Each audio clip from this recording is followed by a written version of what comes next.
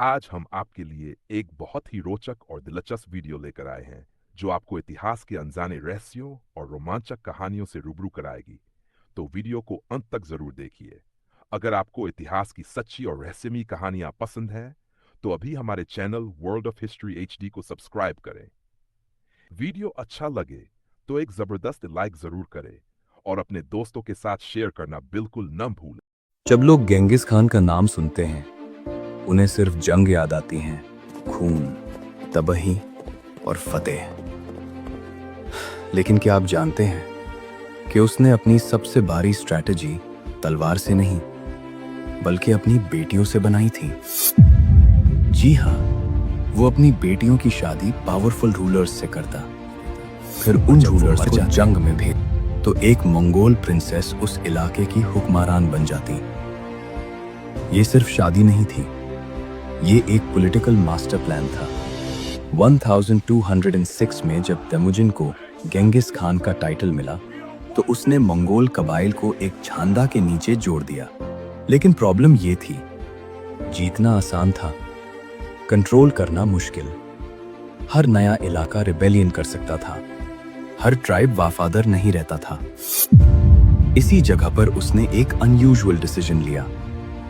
Historian Jack Weatherford अपनी किताब the secret history of the Mongol queens में लिखते हैं, गेंगिस खान ने अपनी बेटियों को पॉलिटिकल अलायंस के लिए नहीं। स्टेप 1, पावरफुल ट्राइबल लीडर से शादी। स्टेप 2, उसे डेंजरस मिलिट्री कैंपेन पर भेजना। स्टेप 3, अगर वो मर जाए तो मंगोल प्रिंसेस ऑफिशियली रूलर बन जाए। ट्रेड रूट्स मंगोल कंट्रोल में आ गए, बॉर्डर्स सिक्योर हो गए, ब्लड लाइन के जरिए डायरेक्ट पावर इस्टेब्लिश हो गई। यह स्ट्रैटेजी यूरोप के किसी रूलर ने उस वक्त उसे नहीं की थी। सिल्क रूट उस वक्त दुनिया का सबसे इंपॉर्टेंट ट्रेड नेटवर्क था। चाइना से यूरोप तक माल जाता था। गेंगिस खान वेदरफोर्ड और टैक्स कलेक्ट किया, सिक्योरिटी मेंटेन की, इकोनॉमिक स्टेबिलिटी इंश्योर की। अलाकाई बेकी, जो ओंगुड ट्राइब पर रूल करती थी, उसने ट्रेड और मिलिट्री दोनों कंट्रोल किया। यह सिर्फ नाम की क्वीन नहीं थी, वो रियल अथॉरिटी थी। पावरफुल इफेक्ट्स थे। इस स्ट्रैटेजी लॉयल्टी फैमिली के थ्रू सिक्योर हुई, पॉलिटिकल बिट्रेयल कम हुआ, इकोनॉमिक सिस्टम स्टेबल रहा, एम्पायर सेंट्रलाइज्ड रहा।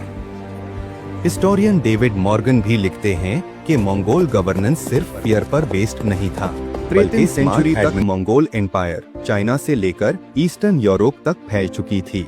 यह सिर्फ कैवलरी की स्पीड नहीं थी, यह पॉलिटिकल इंजीनियरिंग थी।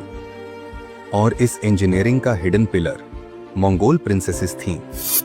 हिस्ट्री ने ज्यादातर सिर्फ जंगों का जिक्र किया, लेकिन असल कहानी यह है, अपनी बेटियों को पावर देकर एक एम्पायर को सस्टेन किया। और शायद यही उसकी सबसे कम डिस्कस होने वाली लेकिन सबसे डेंजरस स्ट्रैटेजी थी। इसने इतने लोग मारे कि दुनिया की 11% पॉपुलेशन खत्म हो गई। इसका नाम था जेंगिस खान। और जो मैं आपको अब बताऊंगा, वो हिस्ट्री बुक्स में नहीं मिलता। जेंगिस खान का असल नाम तेमुजिन था। ना कोई शहजादा, ना कोई अमीर खानदान। बाप जहर देकर मार दिया गया, कबीला छोड़कर भाग गया, माँ के साथ जंगल में भूख और जलीली। इसी बच्चे के पास सिर्फ 2 रास्ते थे, या तो मर जाना या फिर दुनिया को डरा देना। तेमुजिन ने जो दूसरा रास्ता चुना, वो उस दौर की सबसे खतरनाक किलिंग मशीन थी। घोड़ों पर पैदाइश से सावर, बिजली की तरह हमला, झूठे पीछे हटने का धोखा, फिर अचानक घिराव। उनके लिए जंग सिर्फ लड़ाई नहीं थी, पूरा शहर मिटा देना स्ट्रैटेजी थी। जेंगिस खान तलवार से बिना लड़ाई के डर से उसे छोड़ देता, लेकिन जो जरा सी भी हिम्मत करता, सर काटकर मीनार, लाशों के ढेर, बच्चों और औरतों तक को नहीं छोड़ा। फिर कुछ लोग जानबूझकर जिंदा छोड़ देता, ताकि वो जाकर बाकी दुनिया को डरा सके। हिस्टोरियंस के मुताबिक जेंगिस खान के हमलों में तकरीबन 4 करोड़ लोग मरे। उस वक्त दुनिया की पॉपुलेशन कम थी, इसका मतलब हर 10 में से 1 इंसान। कई शहर ऐसे थे जो कभी दोबारा बस ही नहीं सके। ये सिर्फ जंग नहीं थी, ये सिविलाइजेशंस का जनाजा था। लेकिन सच यहीं खत्म नहीं होता।